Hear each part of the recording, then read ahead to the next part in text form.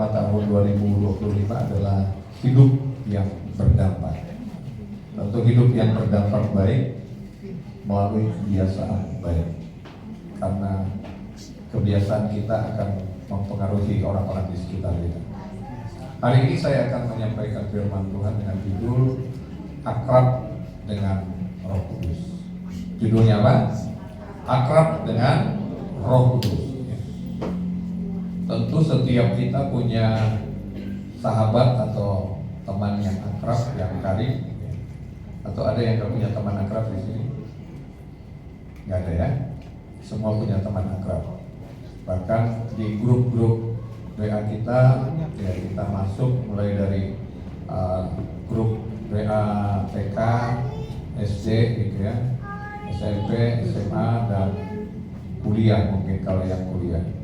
Atau ada juga grup WA ibu-ibu, ya arisan misalnya. Kita akan lebih senang, bisa dikecilin.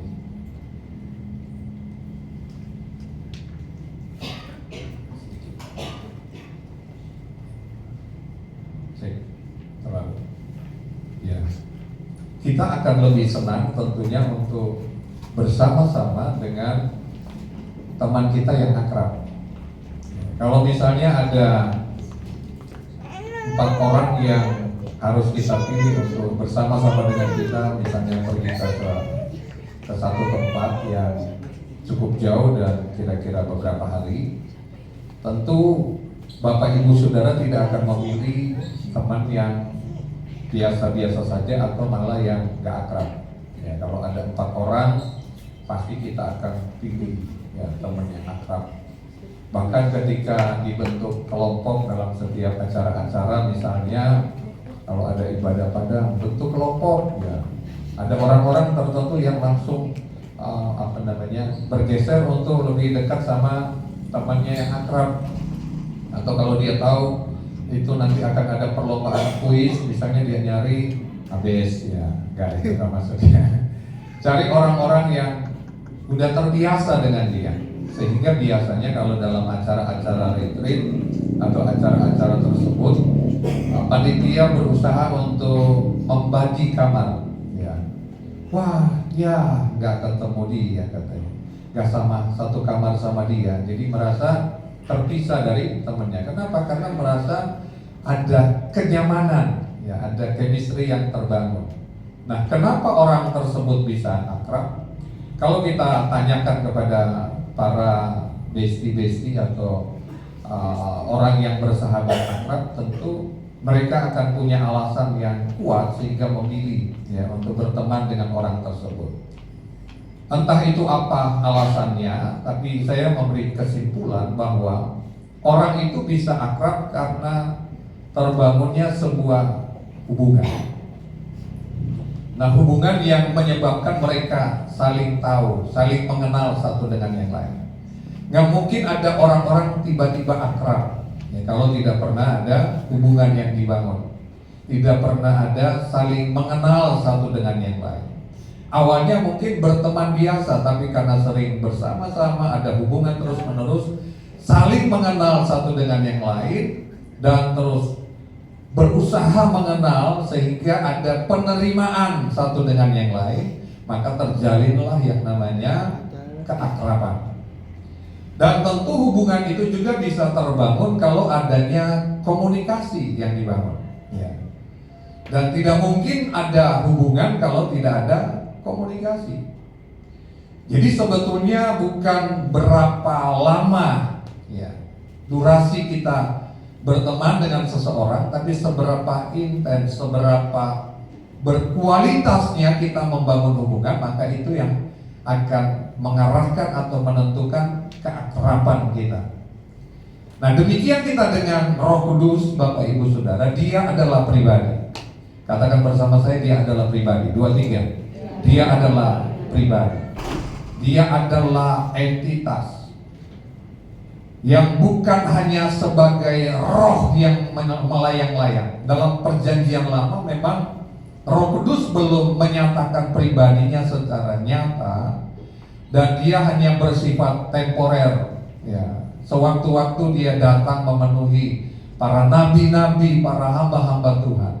Tapi di perjanjian baru, di zaman rasul-rasul, zaman gereja mula-mula dan sampai hari ini, Roh Kudus itu lebih bersifat nyata dan permanen. Dia sudah hadir bersama-sama dengan kita, sebab Yesus naik ke surga untuk mengutus Roh Kudus. Bahkan dia berkata begini, lebih berguna bagi kamu jika aku pergi. Karena waktu itu Yesus terbatas dalam kemanusiaannya. Dia dibatasi. Dia hanya bisa berada di satu tempat dalam waktu yang bersamaan. Jadi tidak dalam waktu bersamaan, dia ada di beberapa tempat. Cuma satu tempat. Tapi Roh Kudus dia maha hadir. Dia ada di mana-mana dalam waktu bersamaan. Di waktu yang sama dia ada di segala tempat. Dia omnipresent, maha hadir. Nah itu sebabnya Yesus berkata adalah lebih berguna. Kita bersyukur kita ada di zaman yang luar biasa, tidak seperti rasul-rasul. Kita merasa kita orang yang lebih berguna, yang dianggap lebih berguna oleh Tuhan, karena ada Roh Kudus yang adalah pribadi yang selalu bersama-sama dengan kita. Ayat firman Tuhan kita akan baca di dalam Yohanes pasal 14 ayat 15 sampai ayat yang ke-20. Kita baca bersama-sama. Yohanes 14 ayat 15 sampai 22:3.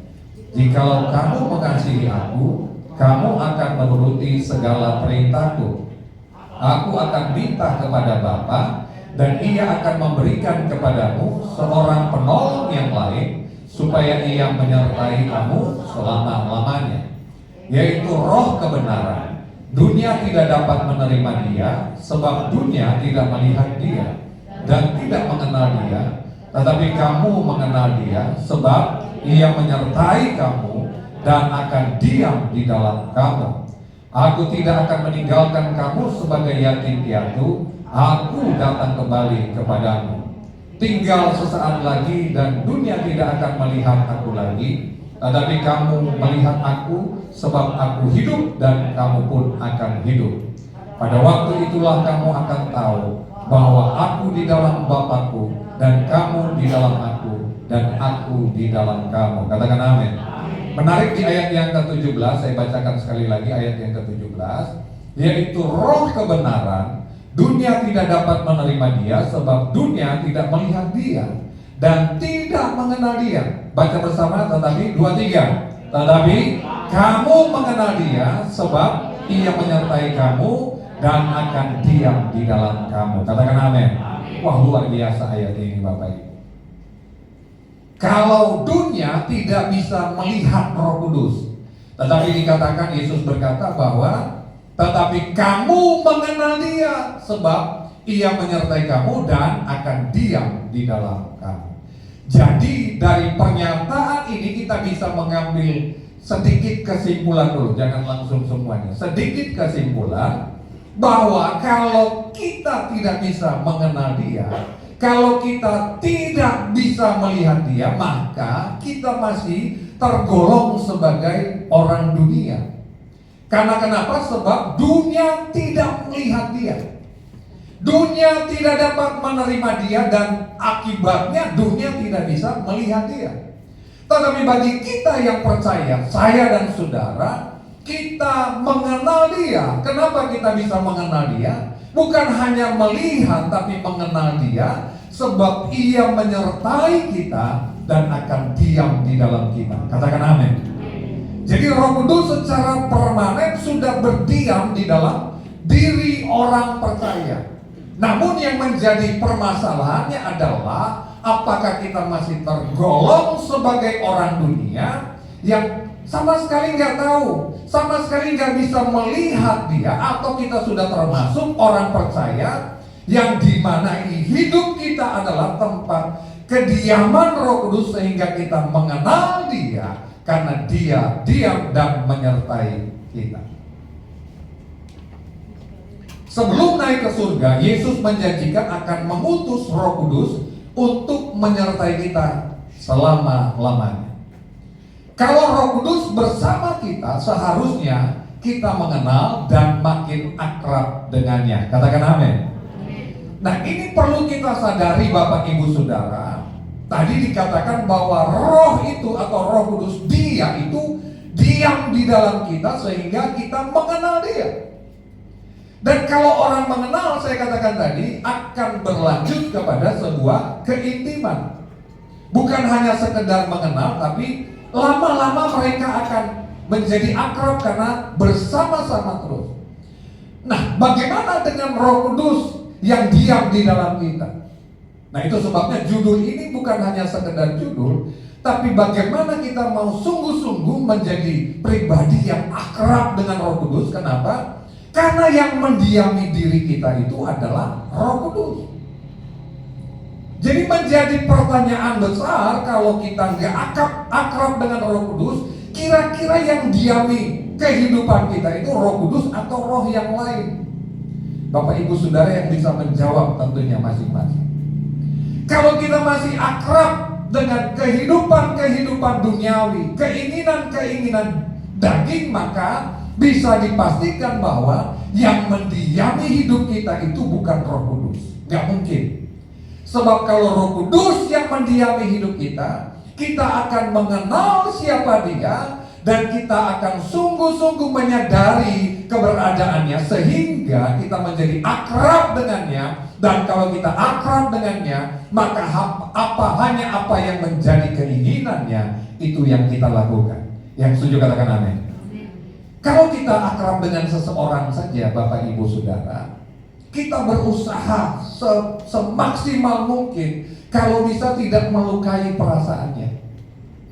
Itu namanya persahabatan, ya. Saling memahami, saling mengerti, bahkan bisa sampai tahu apa yang dia mau tanpa ngomong. Kenapa begitu akrabnya? Dan kalau bisa menjaga perasaan sahabat kita, kenapa sangat akrab? Tidak ingin ada sesuatu yang bisa merenggangkan persahabatan. Sudah begitu klik, begitu cocok, ya. Seharusnya kita dengan Tuhan, dengan Roh Kudus seperti itu. Karena kita mengenal Dia, kata mengenal ini dalam bahasa Perjanjian Baru disebutkan sebagai ginosko, maka kita bukan hanya mengenal dari luarnya, mengenal secara mendalam. Jadi kita bisa tahu apa yang menjadi keinginannya sehingga terwujud, terrefleksi dalam tindakan nyata kita dalam setiap hari. Nah, pertanyaan pertama, siapakah Roh Kudus? Kita sudah belajar bahwa pribadi Roh Kudus ini adalah pribadi ketiga dari Allah Tritunggal. Jadi pribadi kalau dibilang ke satu bukan lebih utama, ya Bapa ke satu kemudian Anak, tapi itu sebagai urut-urutan supaya kita memahami Allah Bapa, Allah Anak, dan Allah Roh Kudus sama derajatnya. Oleh beberapa kepercayaan, Roh Kudus dianggap sebagai hanya sekadar kuasa seperti tenaga dalam dari Tuhan, padahal Dia adalah Roh Allah sendiri. Jadi biasakan bahwa menempatkan Roh Kudus itu sebagai pribadi. Dia pribadi yang nyata sebagaimana Yesus nyata ketika Dia ada di bumi ini, dan Dia berkata, aku akan mengirimkan seorang penolong yang lain, Parakletos, sebagai pengganti dari kehadiran Yesus. Bahkan Dia lebih luar biasa karena Dia bisa hadir di segala tempat dalam waktu yang sama. Dan kadarnya, kuasanya tidak pernah berubah, tidak berbeda dari kuasa Yesus dan kuasa Bapa. Karena disebut sebagai Roh penolong dan penghibur, maka perannya dalam hidup kita adalah menolong dan memampukan kita serta memberi penghiburan sejati. Mari kita menghormati dan menghargai Roh Kudus sebagaimana kita melakukannya. Kita melakukan hal yang sama kepada Bapa dan Kristus.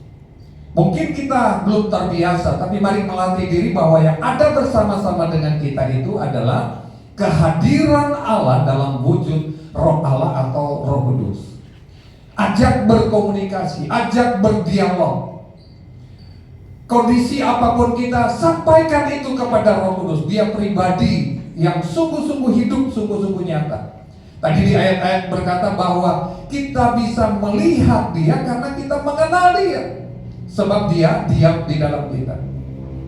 Seorang hamba Tuhan, saya pernah membaca bukunya Paul Yonggi Cho, sekarang berubah jadi David ya, Yonggi Cho pernah menulis dan dia menceritakan tentang kesaksian hidupnya bahwa di ruang makannya atau di ruang kerjanya itu selalu ada kursi kosong yang dia sediakan dan dia tidak pernah pakai. Orang pernah bertanya, itu kursi buat siapa?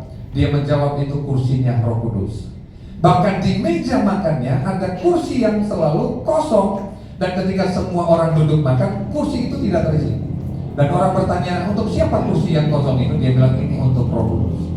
Sebegitu menghargainya dan mewujudkan kenyataan Roh Kudus sampai dia berlaku seperti itu. Mungkin kita tidak perlu harus seperti itu karena memang dia berdiam di hati kita. Tapi ini memberi gambaran kepada kita bahwa Roh itu nyata, Roh Kudus itu nyata. Ingat dalam Perjanjian Baru kisah-kisah tentang rasul-rasul dalam penginjilan, Alkitab berkata ketika mereka mau melakukan perjalanannya, ada Roh Kudus yang mencegah mereka. Jadi begitu nyata Roh Kudus itu mencegah. Saya nggak tahu caranya bagaimana mencegahnya. Mungkin dengan berkata, woi jangan lewat situ, atau bicara di hati nurani mereka. Tapi yang pasti Roh itu nyata, sehingga mereka tidak jadi melanjutkan perjalanannya ke sana, tapi berbalik ke tempat yang lain. Mari kita merindukan itu terjadi dalam hidup kita. Yang mau katakan amin. Dan itu perlu keakraban, perlu keintiman. Bagaimana kita bisa mendengar suaranya kalau kita nggak akrab, nggak intim?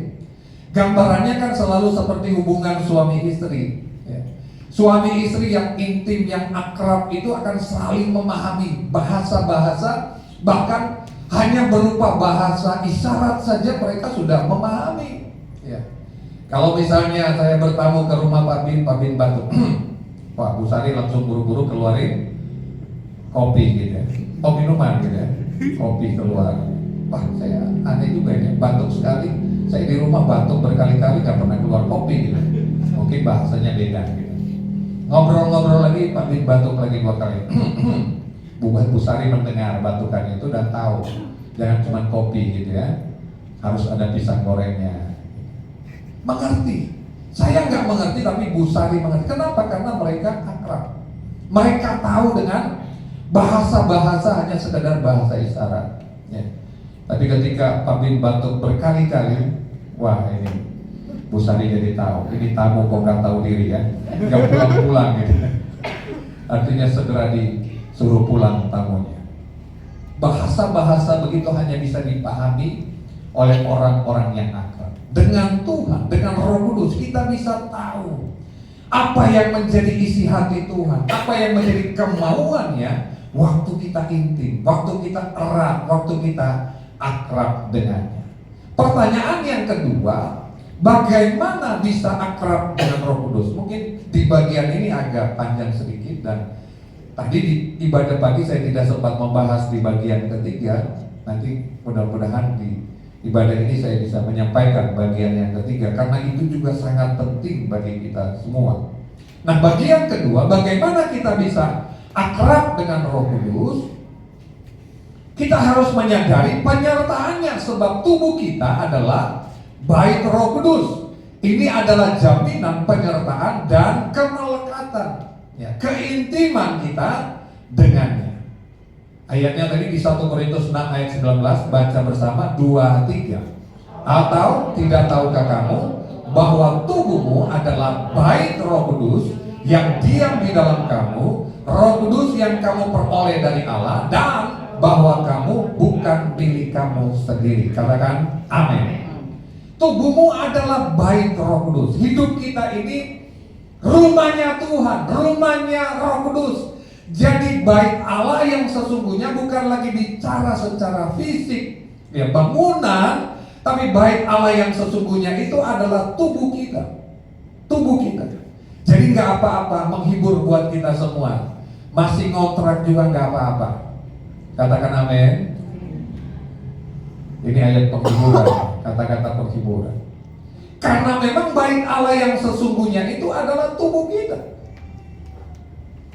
di mana Roh Allah dikatakan berdiam di dalamnya, dan itu menyatakan sebuah kepemilikan.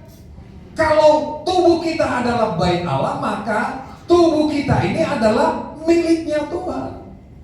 Kalau sudah bicara milik, maka sedikit pun hidup kita atau kita tidak berhak atas tubuh kita. Yang setuju katakan amin. Coba lihat kiri kanan yang mulai ngantuk, bilang, tubuhmu ini punyanya Tuhan. Bilang, tubuhmu ini punyanya Tuhan, bukan milikmu. Jangan suka-suka saya mau bagaimana tubuh saya, tapi tubuh saya ini adalah miliknya Tuhan. Wah, ini dahsyat banget Bapak Ibu. Supaya kita menyadari bahwa tubuh kita milik Tuhan, sehingga kita nantinya bisa akrab dengan Roh Kudus, karena tubuh kita adalah miliknya. Jika kita menyadari penyertaannya, kita akan menghadapi apapun dengan keberanian yang berasal darinya. Jika kita menyadari bahwa tubuh kita adalah baiknya, kita pasti akan menggunakan anggota tubuh kita untuk memuliakan Allah. Katakan amin. Jadi bukan suka-sukanya kita. Tadi kita menyadari bahwa hidup kita adalah baiknya, maka tidak perlu khawatir, tidak perlu takut. Kenapa? Yang punya kita Tuhan, bukan manusia, bukan kita. Harusnya kan pemiliknya yang khawatir, pemiliknya yang takut. Tapi karena Tuhan pemilik hidup kita, kita gak perlu takut. Kita berani dengan keberanian menghadapi segala sesuatunya. Itu yang pertama. Dan yang kedua dikatakan kita menyadari bahwa hidup kita baik Allah, maka pasti yang kita wujudkan, pasti yang keluar adalah keinginan sang pemilik, yaitu memuliakan Allah. Katakan amin. Ada ungkapan yang berkata begini, ya, kalau kita ingin mengetahui karakter seseorang, lihatlah rumahnya. Dari rumahnya, keadaan rumahnya, kondisi rumahnya, itulah karakter orang tersebut. Jadi kalau main ke rumah siapa? Misalnya ke rumah Pak Joni misalnya, dan Bu Seri, wah kita jadi tahu. Waduh, sampai istri saya bilang, waduh luar biasa ya rumahnya Pak Joni dan Bu Seri, ya, rumah mewah gitu ya. Ada sawah, mereka yang jawab itu. Memang benar yang di belakangnya sawah gitu. Tapi yang kita acungin jempol adalah soal kebersihannya. Waduh, boleh tepuk tangan dong. Ini jadi teladan Bapak Ibu Saudara. Ya. Maaf, rumah mereka sederhana. Tadi mewah itu mepet sawah, ya. Sederhana. Ya. Tapi begitu kita masuk ke dalam itu sampai berjejer gitu, saking bersihnya. Nggak mau ada setetes air pun yang menetes di lantai itu. Mungkin takut Pak Joni kepleset atau apa gitu. Tapi itu menunjukkan kebersihan dari rumah itu. Nggak boleh kotor sedikit pun. Wah bahaya kalau ada kotor, pulang main bola nggak cuci kaki langsung masuk, itu bahaya bagi ancaman bagi nyawanya. Kalau nyawa gitu pasti akan kena omelan. Jadi itu menunjukkan karakter seseorang. Nah, bagaimana dengan hidup kita Bapak Ibu? Siapa pemilik tubuh kita? Siapa? Tuhan Yesus. Tuhan Yesus, Roh Kudus pemilik hidup kita. Jadi seharusnya yang tercermin itu adalah pribadinya, bukan sesuatu yang terlihat buruk, terlihat kotor, terlihat najis, terlihat tidak mengesankan bahwa itu adalah sang pemiliknya. Waduh, Tuhan jadi malu. Ya, kamu ngaku-ngaku ya bahwa tubuhmu adalah rumahku, ya, di mana aku berdiam, tapi kok kamu tidak menunjukkan, karena ungkapan tadi berkata bahwa kondisi atau keadaan rumah itu mencerminkan siapa pemiliknya. Tuhan bisa malu. Bahkan mungkin jawaban atau pertanyaan yang tepat, Tuhan gak ngaku, ya. Kita aja yang ngaku-ngaku bahwa tubuh kita ini baik Allah, karena kita tahu ada ayatnya. Tapi ternyata kita tidak mencerminkan, tidak mewujudkan, tidak ada peragaan atau perwujudan yang nyata bahwa Tuhan bisa mengakui bahwa tubuh kita ini adalah baiknya dari kehidupan kita sehari-hari. Tentu kalau misalnya manusia, misalnya ketika kita mau cari, contoh tadi, mau cari mana rumahnya Bu Seti, ya, kita masuk ke rumah yang misalnya maaf yang agak kotor gitu, wah kita bilang, wah ini ya rumahnya Bu Seti. Bu Seti akan ngomong, wah itu bukan rumah saya. Rumah saya nggak begitu, rumah saya bersih, misalnya begitu. Nah, Tuhan kira-kira seperti itu Bapak Ibu Saudara. Dia Allah yang kudus, katakan amin. Dia tidak akan pernah menyatu atau bersama-sama dengan kenajisan dan kekotoran. Memang dia mengasihi dan dia sementara menanti-nanti, menunggu-nunggu supaya predikat itu sungguh-sungguh kita sematkan dalam hidup kita, bahwa tubuh kita ini adalah milik Tuhan. Tapi keputusannya itu di tangan kita. Kita mau buka pintu enggak untuk Tuhan masuk berdiam di dalam rumah kita, dengan catatan rumah itu harus bersih, harus kudus, harus suci. Katakan amin.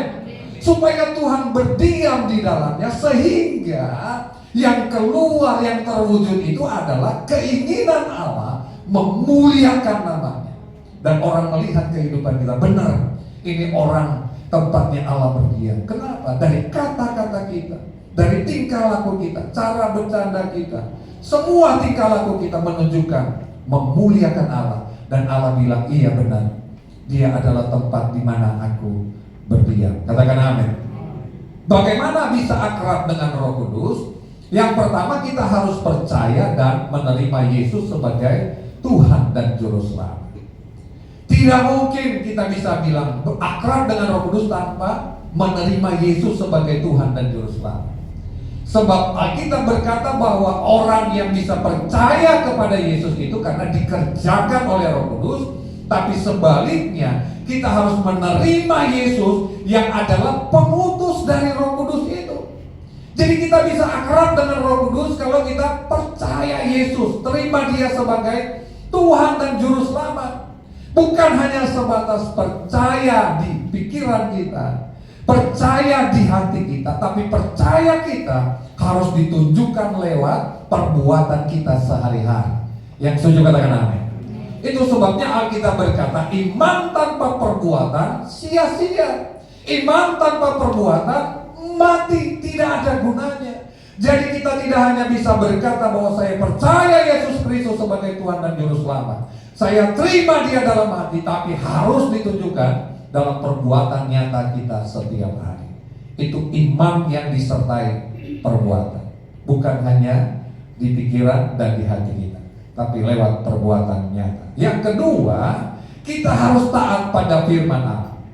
Tadi ayat di dalam Yohanes pasal 14 ayat yang ke-15 dikatakan, barang siapa mengasihi aku, ia akan menuruti segala apa yang kuperintahkan. Perhatikan baik, ayat itu bukan sebagian perintah Tuhan, apalagi cuma seperempat perintah Tuhan, 1-2 perintah Tuhan, tapi segala perintah Tuhan. Semua perintah Tuhan harus kita taati supaya kemudian kita bisa akrab dengan Roh Kudus. Yang mengerti katakan amin. Katakan amin. Semua perintah Tuhan harus kita lakukan, taat pada perintah Tuhan. Jadi dengan kata lain, kita tidak mungkin bisa akrab dengan Roh Kudus kalau kita nggak taat pada perintah Tuhan. Hanya orang-orang yang mau taat pada perintah Allah, pada firman Allah, maka dia akan sungguh-sungguh bisa akrab dengan Roh Kudus. Yang ketiga, kita harus meminta dipenuhi dan dipimpin Roh Kudus.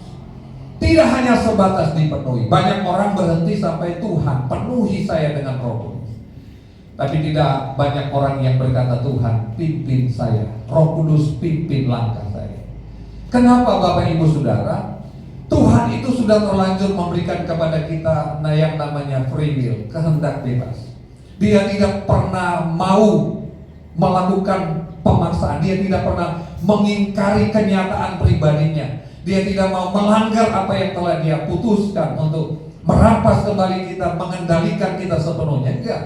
Bahkan ketika manusia pertama diciptakan pun, mereka tidak di remote control oleh Tuhan sehingga nggak boleh kiri, nggak boleh kanan. Terserah kalian. Sudah diberikan aturan, terserah pilih. Nah, kehidupan kita seperti itu Bapak Ibu Saudara. Kita punya kehendak bebas. Dan kita boleh meminta supaya Roh Kudus memimpin, memenuhi kehidupan kita. Tapi kalau kita tidak membiarkan hidup kita dipimpin, maka kita akan melakukan sesuatu seperti apa yang kita inginkan, bukan apa yang Tuhan inginkan. Itu sebabnya mari kita berdoa kepada Tuhan, supaya bukan hanya kita dipenuhi dengan Roh Kudus, tapi hidup kita dipimpin oleh Roh Kudus. Katakan amin. Karena kalau hanya sebatas dipenuhi dengan Roh Kudus, hanya muter-muter di manifestasi. Bicara soal karunia, bukan nggak salah Bapak Ibu. Wah itu penting. Bicara soal karunia-karunianya hebat. Tapi berapa banyak orang yang meninggalkan Tuhan, yang kecewa sama Tuhan karena melihat orang-orang di dekatnya yang katanya hamba Tuhan, katanya pelayan Tuhan, pendeta, sehingga tidak mencerminkan tentang Tuhan, dan pada akhirnya dia justru mempermalukan bukan mempermuliakan Tuhan. Karena hidupnya tidak dipimpin. Mari kita semua, saya, Bapak, Ibu, Saudara, supaya minta biar Roh Kudus yang memimpin kita, menuntun langkah-langkah kita supaya hidup kita selalu mempermuliakan Tuhan, menjadi cerminan bahwa Roh Kudus memang berdiam di dalam diri kita. Tidak ada celah sedikit pun yang kita buka untuk penghuni lain masuk ke dalam rumah yang seharusnya hanya satu-satunya penghuninya, yaitu Roh Kudus. Yang mau katakan amin. Tapi seringkali kita masih membiarkan ada tuntunan atau hal-hal yang lain yang mau ngatur hidup kita, mengendalikan kita. Bahkan kita bisa berkata, mungkin tidak secara frontal kita ngomong sama Roh Kudus, Roh Kudus, kamu di hari Sabtu Minggu aja ya nuntun saya, pimpin saya. Di Senin, Selasa sampai Kamis ya boleh dong ya, ada yang lain yang mengendalikan saya. Boleh dong kendali dipegang oleh saya dulu ya, keinginan saya dulu ya. Seharusnya tidak begitu Bapak Ibu Saudara. Kenapa? Yang memiliki kita itu adalah Tuhan. Tidak boleh ada sedikit pun. Dan itu yang terjadi pada prakteknya, termasuk saya Bapak Ibu Saudara, masih lebih banyak didominasi oleh hal yang lain yang berusaha masuk nyusup ke dalam rumah itu dan menguasai kita. Mungkin itu keinginan daging kita, atau masih ada benih-benih dosa yang kita belum berusaha untuk matikan terus. Dia masih mau bangkit. Bahkan mungkin ada monster beberapa waktu yang lalu yang kita masih terus beri makan dia, sehingga dia yang terus mengendalikan hidup kita. Tapi hari ini kita disadari bahwa kita harus dipenuhi Roh Kudus dan minta supaya hidup kita dipimpin oleh Roh Kudus. Yang setuju katakan amin. Dipimpin oleh Roh Kudus. Karena kalau kita dipimpin oleh Roh Kudus, maka yang keluar itu adalah karakter-karakter dari Tuhan. Karakter-karakter seperti Yesus, buah-buah roh yang akan keluar dari kehidupan kita. Nah ini bagian yang ketiga. Tadi pagi saya tidak menyampaikan ini. Hasil dari keakraban dengan Roh Kudus. Yang pertama, kita memiliki kekuatan dan penghiburan dalam menghadapi tantangan dan kesulitan apapun. Waktu kita sungguh-sungguh intim dengan Roh Kudus, akrab dengan Roh Kudus, percayalah, Dia roh penghibur, Dia roh penolong. Dia bukan hanya sekedar diutus datang ke dalam dunia, tapi Dia masuk tinggal di dalam hidup kita. Maka percayalah, Dia sumber segala penghiburan, Dia sumber segala kekuatan yang akan terus menolong kita di masa kesesakan kita. Bahkan di hal apapun yang sulit yang sementara kita hadapi, pasti Roh Kudus menolong kita. Yang setuju katakan amin. Tidak perlu kita minta-minta sebetulnya. Tidak perlu kita teriak-teriak, tolong saya, nggak perlu. Dia pemilik kok atas hidup kita. Tapi dengan catatan kita harus akrab. Harus akrab dengannya. Kalau sudah akrab Bapak Ibu Saudara, sekali lagi nggak perlu kita mau cari-cari mana yang ayatnya supaya saya kuat. Nggak perlu. Roh Kudus mengingatkan kita. Bahkan Dia menyatakan langsung kepada kita supaya kita kuat, terhibur menghadapi apapun. Nah itu hal yang pertama, hasil dari keakraban dengan Roh Kudus. Yang kedua, kita akan memiliki pimpinan dan bimbingan dalam membuat keputusan dan menjalani kehidupan. Orang yang dipenuhi dengan Roh Kudus, dia akan semakin berhikmat. Katakan amin. Karena hikmat itu bersumber dari Allah. Jadi bukan hanya keputusan-keputusan biasa yang diambil, tapi keputusan yang lahir dari hati Tuhan. Dan itu sangat luar biasa. Satu ketika Salomo diperhadapkan dengan dua orang ibu yang berebut anak. Kita semua tahu cerita itu. Dan untuk zaman Salomo itu sangat sulit menentukan. Sangat sulit. Sehingga harus diperhadapkan kepada dia. Ya, karena dikenal dia sebagai raja yang bijaksana, yang penuh hikmat, untuk memutuskan ini anak siapa sebetulnya. Yang ibu nangis-nangis bilang itu anak saya. Ya, kalau mungkin yang ngomong sumpah itu anak saya. Yang satu juga nangis-nangis bilang, wah itu anak saya, berebut. Ya, gimana caranya?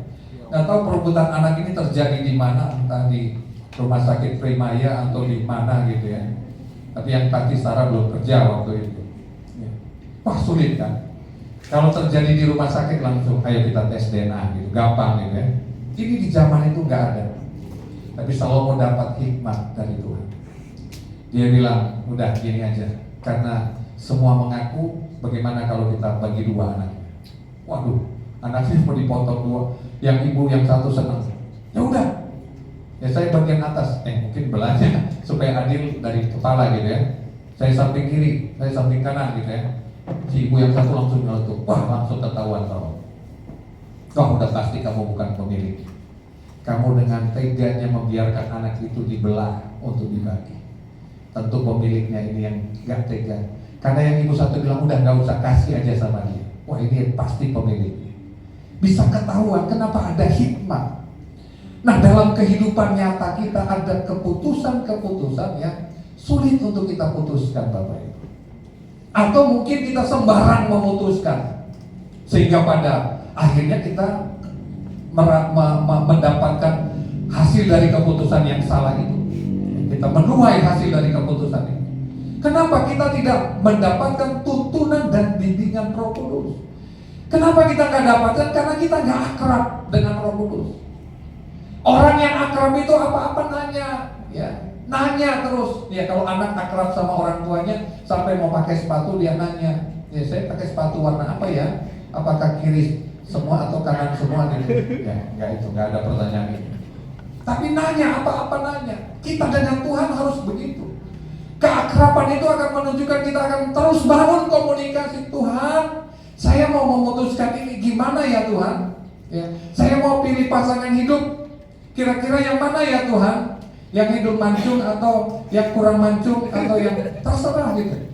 Pada tuntunan Tuhan yang pasti Tuhan selalu akan menuntut sesuai dengan firman-Nya. Gelap sama terang gak boleh nyatu, harus sama, gak boleh beda keyakinan. Ya, yang masih jomblo gak boleh beda Keyakinan. Gak yakin ya. Gak boleh beda Keyakinan. Saya dulu sama Bu Hilda beda keyakinan Bapak Ibu. Ya. Saya yakin saya ganteng, dia gak yakin. Beda keyakinan. Tapi makin kesini saya makin mengimbangi gitu. Cantiknya dia maksudnya. Dulu saya memang kurang ganteng ya. Makin kesini kenapa? Karena ada hubungan yang dimana. Ada keakraban yang terbangun. Ya. Ingat saya pernah memberikan ilustrasi bahwa suami istri itu terlihat romantis kalau wajahnya semakin mirip. Kadang-kadang saya ngaca gitu ya, makin mirip Bu Hilda saya gitu. Amin Bu Hilda.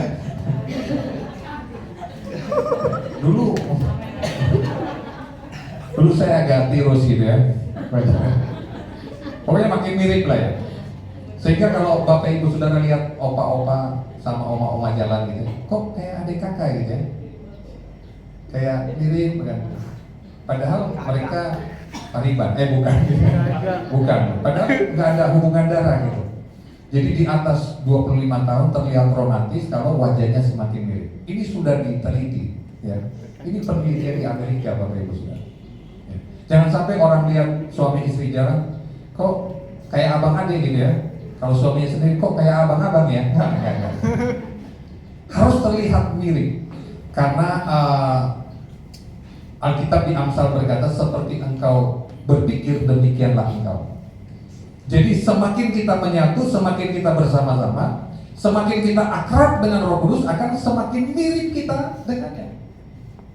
Nanti sampai di rumah ya istri mulai perhatikan suaminya gitu ya. Suami perhatikan istrinya, saling bertanya, udah mirip belum kita ya? Dan dua-dua bertanya, kita udah mirip Kristus belum? Udah mirip Roh Kudus atau belum? Karena kalau itu tadi kita dipimpin dan dituntun, kita akan semakin serupa dengan. keputusan-keputusan yang kita ambil, kata-kata yang kita ucapkan juga akan semakin sama kedengarannya. Ya.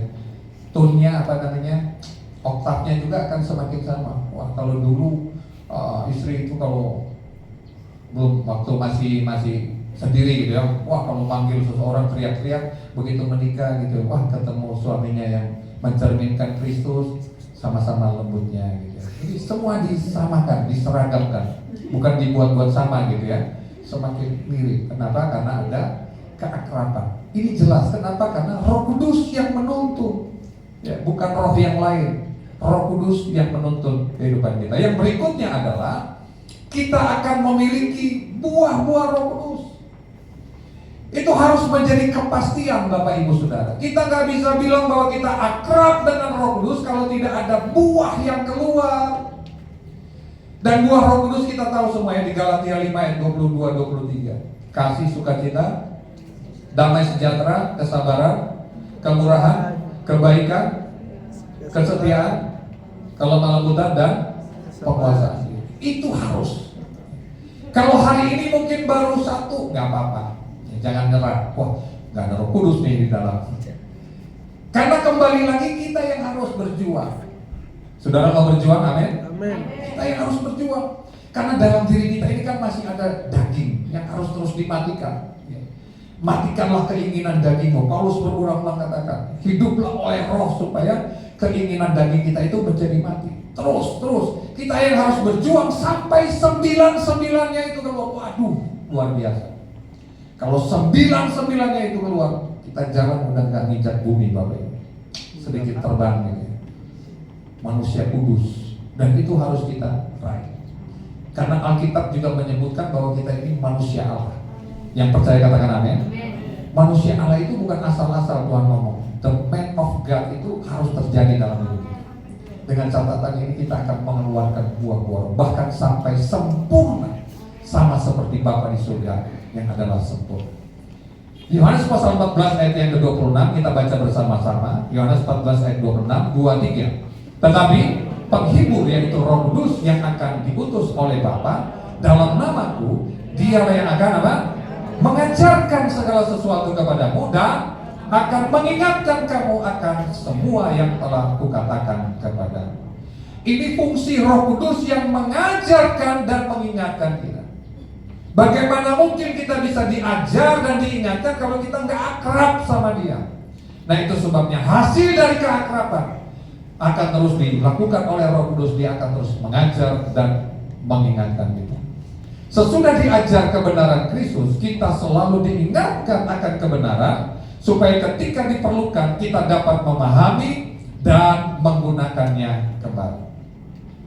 Peran lain Roh Kudus adalah menginsafkan kita akan dosa, lalu kita dibawa kepada pertobatan dan menerima pembaruan hubungan dengan Allah. Jadi orang yang dipenuhi Roh Kudus, yang Roh Kudus diam di dalam kita, bukan kita udah kebal, nggak akan bisa jatuh, ya bukan. Tapi lihat, waktu kita jatuh buru-buru bertobat dan nggak mau jatuh lagi, sampai kita benar-benar sudah tidak bisa berbuat dosa. Harus sampai di titik itu Bapak Ibu. Hari ini mungkin masih banyak keinginan-keinginan yang salah, yang berdosa, yang meleset, yang masih kita lakukan dalam hidup kita. Tapi lihat, Roh Kudus akan menginsafkan kita akan dosa. Lalu kita dibawa pada pertobatan yang sejati, pertobatan yang sungguh-sungguh, sampai di titik di mana kita tidak lagi bisa berbuat dosa. Wah, saya sedang mengejar itu Bapak Ibu Saudara. Kita semua harus mengejar itu, supaya kita bisa bersama-sama tinggal di kekekalan yang Tuhan sudah sediakan bagi kita. Mari lebih akrab dengan Roh Kudus dan menjalani kehidupan yang dipimpin olehnya, sehingga dengan cepat dalam Efesus pasal 4, nanti baca di rumah masing-masing, nanti bahan ini saya bagikan di grup juga, kita menjadi manusia roh. Menjadi manusia roh. Wah, itu dahsyat. Berbeda dengan menjadi manusia yang dipenuhi dengan roh, dipimpin dengan roh. Tapi kalau sudah menjadi manusia roh, ini sungguh-sungguh manusia yang memiliki karakter Kristus dalam hidupnya. Kemudian kita bisa melanjutkan pekerjaan Yesus. Kenapa seringkali kita masih malas-malasan, masih ogah-ogahan, masih hitung-hitungan, masih lebih memikirkan kenyamanan diri kita, karena ternyata Roh Kudus belum sungguh-sungguh tinggal di dalam kita dan memimpin hidup kita. Karena orang yang dipimpin oleh Roh Kudus itu akan melanjutkan pekerjaan Yesus. Apa pekerjaan Yesus yang harus kita lanjutkan? Menyelamatkan jiwa-jiwa. Katakan amin. Harus menyelamatkan jiwa-jiwa. Kalau hari ini kita masih tidak peduli dengan jiwa-jiwa yang kita tahu sedang menuju kepada kebinasaan, tanda tanya besar, apakah kita sedang dipenuhi atau ditinggali Roh Kudus, atau diri kita sendiri yang memenuhi hidup kita. Yang berikutnya adalah hidup saling mengasihi. Jadi peran Roh Kudus akibat dari kepenuhan Roh Kudus yang kita akrab dengannya itu akan melahirkan kasih dalam hidup kita. Melahirkan kasih dalam hidup kita. Itu pasti akan terbukti dalam kehidupan kita sehari-hari. Kita akan saling mengasihi, tentu dengan kasih agape, kasih tanpa syarat, kasih nggak milih-milih siapa yang harus dikasih. Ini kasih yang dari Tuhan. Dan yang terakhir, kita dapat mengenal Yesus dengan benar, karena Roh Kudus itu yang akan menuntun kita dalam pengenalan yang benar kepada Yesus. Minta Roh Kudus untuk penuhi kita dan pimpin kita setiap hari, sehingga kita semakin mengenal siapa pribadi yang kita layani, siapa pribadi yang kita cintai. Kalau kita sudah mengenal pribadinya, maka saya percaya kita akan sungguh-sungguh menjaga perasaannya. Yang mau katakan amin. Amin. Menjaga hatinya, tidak mau membuat dia terluka, tersinggung, gak senang dengan apa yang kita buat, tapi kita akan selalu menyenangkan, sebab dia adalah kebahagiaan kita. Dia adalah tujuan hidup kita. Dia adalah dunia kita. Tuhan Yesus memberkati kita pagi menjelang siang. Mari kita berdiri bersama-sama. Kita akan mempersiapkan diri masuk dalam perjamuan kudus pada siang hari ini.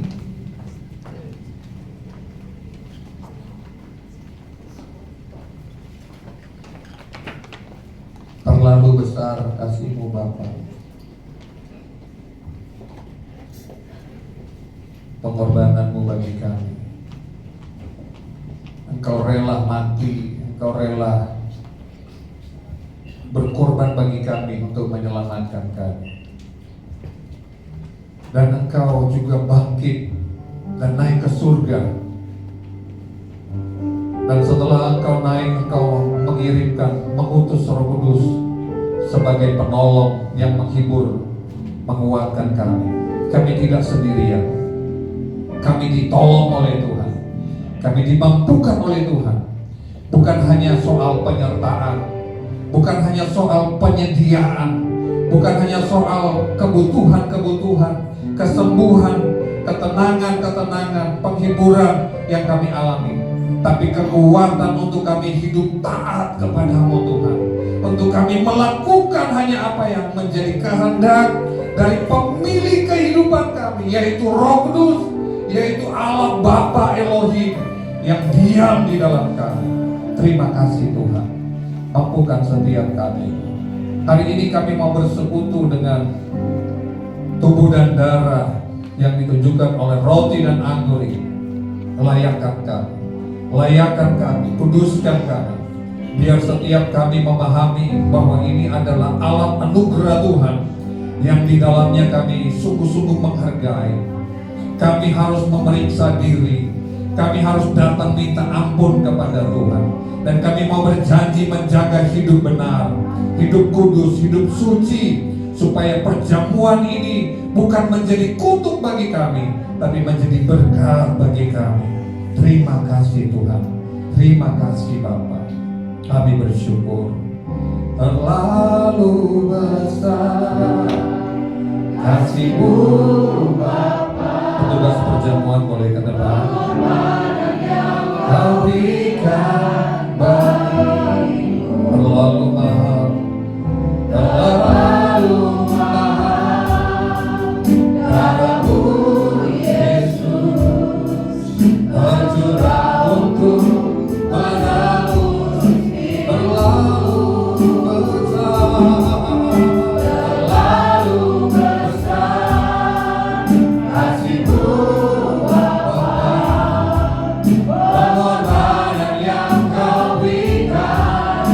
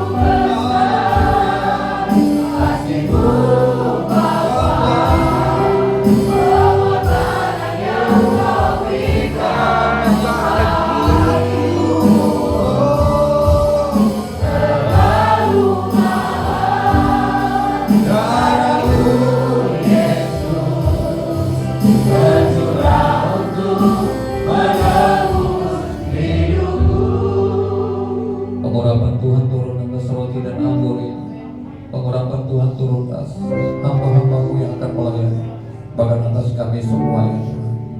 Di dalam nama Tuhan Yesus. Haleluya. Amin. Silakan duduk Bapak Ibu Saudara. Karya terbesar dalam hidupku, pengorbananmu yang selamatkanku.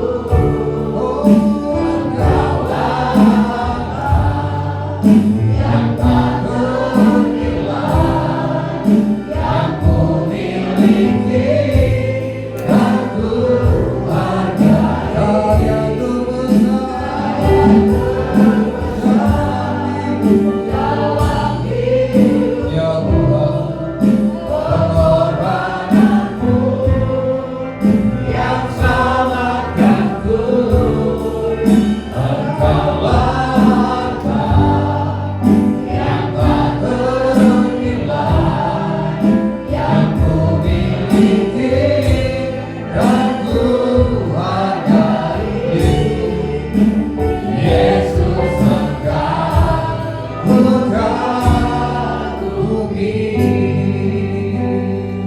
kasih-Mu yang terindah Tuhan,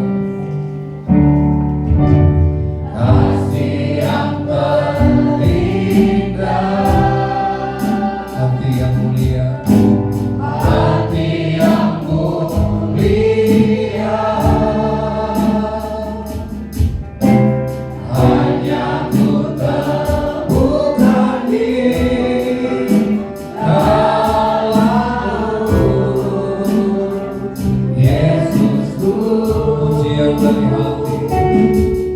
pujian dari hatiku,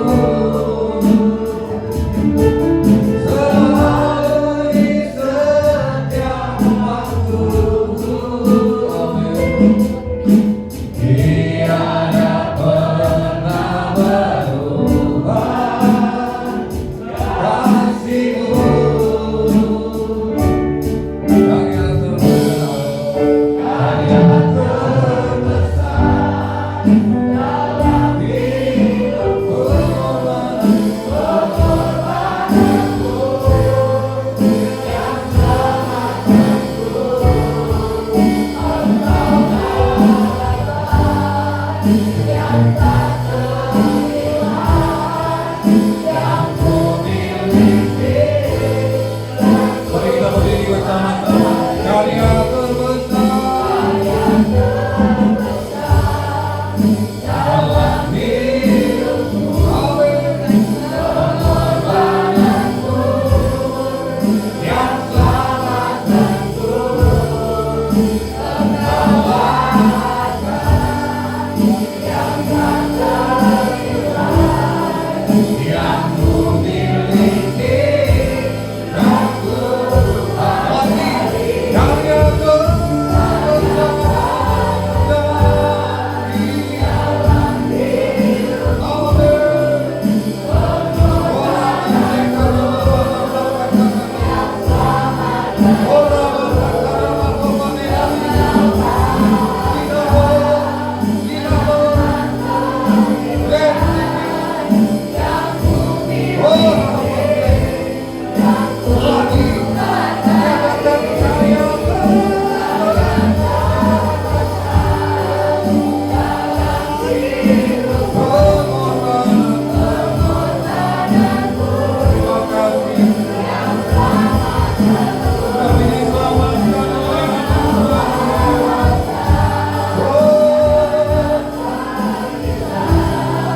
yang ku miliki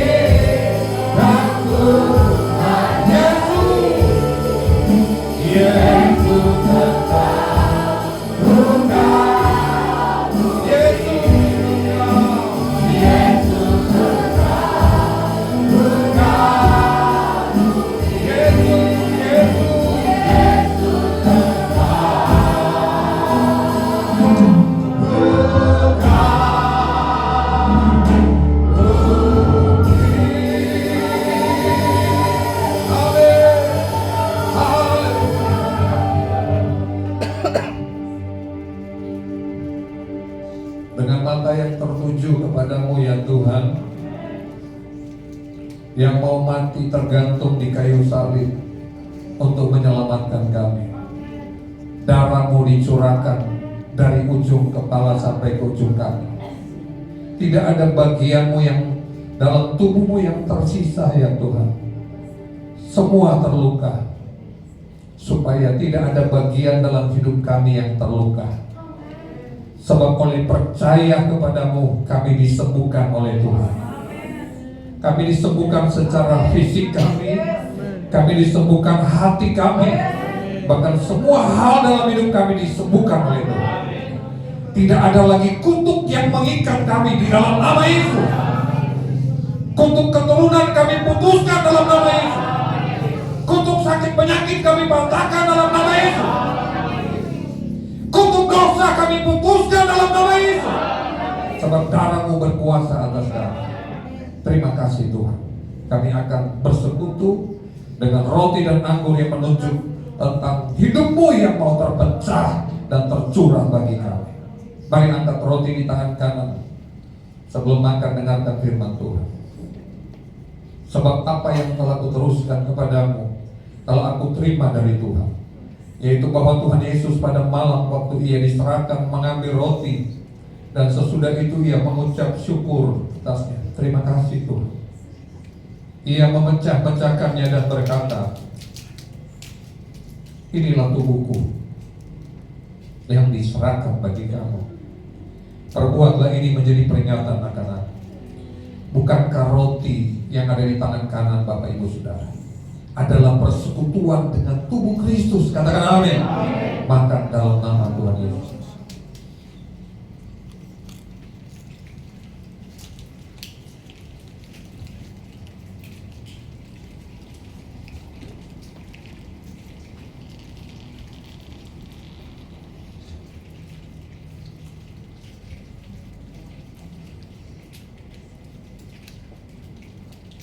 Makasih Tuhan. Mari angkat cawan anggur. Tangan kananmu menghormati darah Kristus. Sebelum minum dengarkan firman Tuhan. Demikian juga yang mengambil cawan sesudah makan lalu berkata, cawan ini adalah perjanjian baru yang dimateraikan oleh darahku. Perbuatlah ini setiap kali kamu meminumnya menjadi peringatan akan aku. Sebab setiap kali kamu makan roti ini dan minum cawan ini, kamu memberitakan kematian Tuhan sampai Ia datang. Bukankah cawan pengucapan syukur yang atasnya kita mengucap syukur adalah persekutuan dengan darah Yesus? Katakan amin. Minum dalam nama Tuhan Yesus. Mari bersyukur kepada Tuhan. Terima kasih Tuhan. Sampaikan terima kasih kepada Tuhan.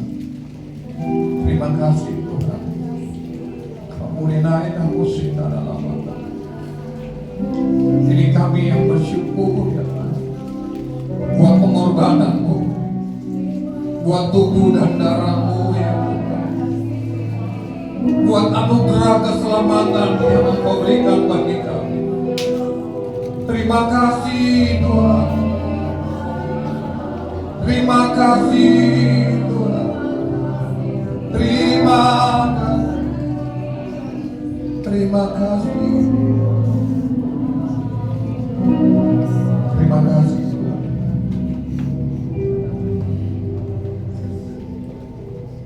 Tanganmu yang berlubang paku itu menjamah setiap kami,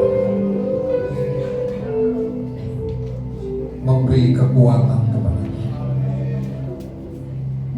untuk kami tetap berdiri teguh menghadapi apapun. Kami tahu tantangan di depan kami akan lebih sulit, akan lebih berat, tapi kami tidak akan pernah takut. Kami tidak pernah akan gentar, khawatir, sebab kami tahu siapa yang menghuni kehidupan kami, siapa pemilik dari kehidupan kami. Roh Kudus, Roh Allah, Bapa Elohim Yahweh yang berdiam di dalam kami. Itu yang akan membuat kami berani menghadapi apapun. Bahkan kami menang lebih daripada pemenang. Kami berjalan dari kemenangan kepada kemenangan, dari kemuliaan kepada kemuliaan. Kami akan melakukan perkara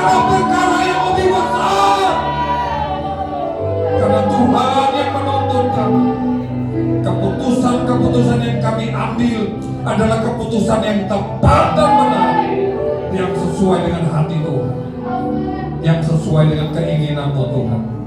Sebab kami ada untuk kepentingan surga. Kami ada untuk melayani Tuhan, melayani perasaan-Mu ya Tuhan. Bukan kemauan kami, bukan keinginan kami, tapi keinginan-Mu saja ya Tuhan yang kami lakukan. Ampuni kami, ampuni kami. Kalau seringkali kami masih memberi makan daging kami, masih memberi makan keinginan-keinginan kami, Tuhan, ampuni kami. Tapi kami harus memikirkan perkara-perkara yang kekal, perkara-perkara yang di atas. Sebab hidup ini singkat, hidup ini singkat. Kami tidak tahu kapan waktunya berakhir. Bahkan hidup kami terbatas ya Tuhan. Kami hanya mau tinggal di dalam kekekalan bersama dengan Engkau. Tolong setiap kami yang sudah bersekutu dengan firman, bersekutu dengan tubuh dan darah. Di dalam nama Tuhan Yesus kami bersyukur. Haleluya, semua katakan amin. Silakan duduk Bapak Ibu Saudara.